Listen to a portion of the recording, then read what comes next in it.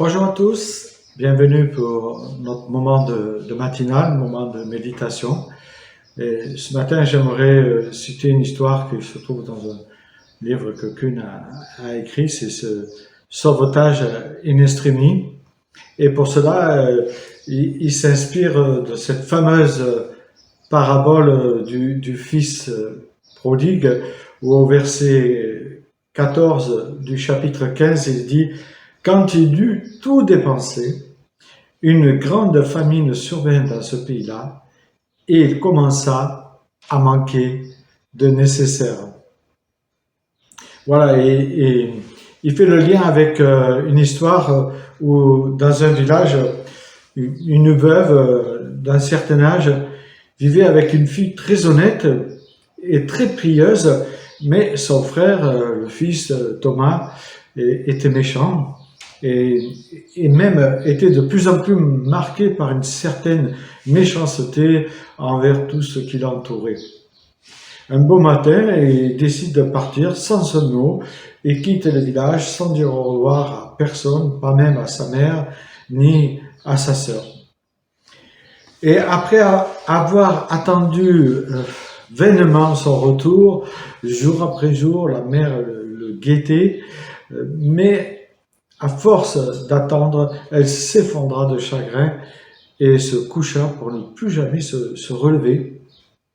Alors les années passa, bien des années après même, Thomas, le fils rempli de méchanceté, était arrivé au bout du rouleau. En fait, il avait fait le tour de la vie, comme il disait, mais il se retrouvait pauvre, misérable et en plus tuberculeux. Alors, pour ne pas souffrir, il résolut d'en finir avec la vie.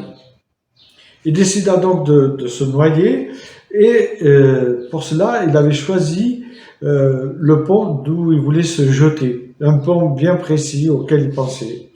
Et subitement, il lui vient le désir de revoir d'abord son village avant de mettre fin à ses jours. Il entreprit donc un long voyage à pied à travers le pays avec tout ce qui s'ensuit comme escapade. Il arriva aux environs du bourg vers la fin de la journée, mais il était encore trop tôt pour qu'il se laisse voir ce paysage magnifique dont il avait un souvenir. Et pour passer le temps, il entra donc, puisque c'était le soir, dans une chapelle, au moment même où le prédicateur parlait du fils prodigue. Et là, nous voyons qu'il n'y a pas de hasard, Dieu conduit toutes choses. À la fin de la réunion, le fils, au grand étonnement de tous ceux qui étaient réunis, il demanda la parole. Il s'approcha de l'estrade, se tourna vers tout le monde et décida de décrire sa vie de péché. Son intention était de se suicider et il dit qu'en entendant les paroles du pasteur, il avait accepté la grâce du pardon de Dieu. Il avait saisi cet amour qu'il avait tant entendu enfant. Sa sœur, qu'il n'avait pas vue et qui était pourtant présente dans l'assemblée, s'approcha de lui tout émue et le persuada de revenir à la maison. Arrivée chez eux, elle raconta à sa mère: « Ce soir, ça a été la plus belle des réunions que j'ai jamais assistées. Le prédicateur a parlé du fils prodigue. » La mère se retourna vers sa fille et lui dit: « Moi, mon seul désir, c'est de revoir mon fils avant de mourir. » À ces mots, Thomas entra dans la chambre et courut dans les bras de sa mère et l'embrassa pour se faire pardonner.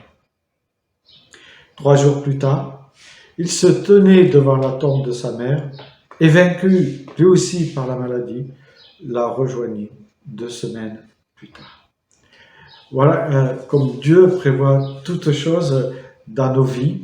Un sauvetage, on pourrait dire, in extremis de cette personne qui avait voulu vivre sa vie à sa manière, qui avait voulu se détacher de Dieu et finalement a été rattrapé par le pur, entre guillemets, des hasards le soir où il s'ennuyait, en entrant dans cette chapelle, il s'est souvenu en fait de tout ce qu'il avait reçu. Et pour nous, c'est, je crois, encourageant pour la plupart des parents qui prient pour leurs enfants et qui semblent qu'en fait, qu'ils ne veulent rien entendre, et que cette terre semble dure comme du caillou, semble imperméable à tout ce qu'ils ont entendu et reçu dans le jeune âge. Oui, cette histoire nous rappelle que Dieu n'oublie jamais les enfants de ceux qui lui appartiennent.